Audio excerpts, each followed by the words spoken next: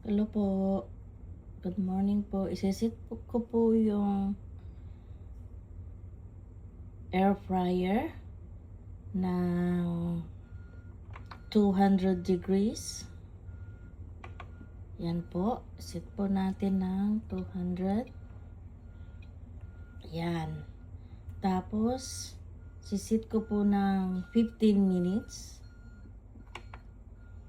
15 minutes po.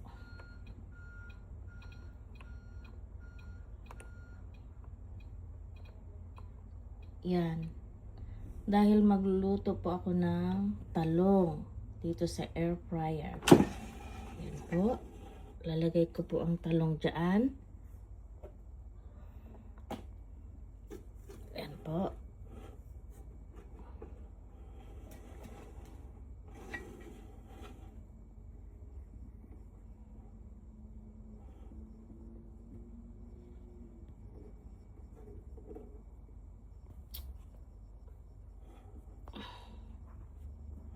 Ang talong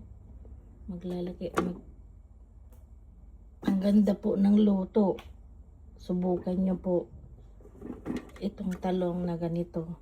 Wala nang mantika, wala nang hassle pa. Okay, yan na po siya. On na po. Then pindutin ko na po. Ayan. Hintayin ko ng 15 minutes. Makikita nyo po. Papakita ko po ang ganda po ng luto. Oh, ganda ng luto niya. Oh.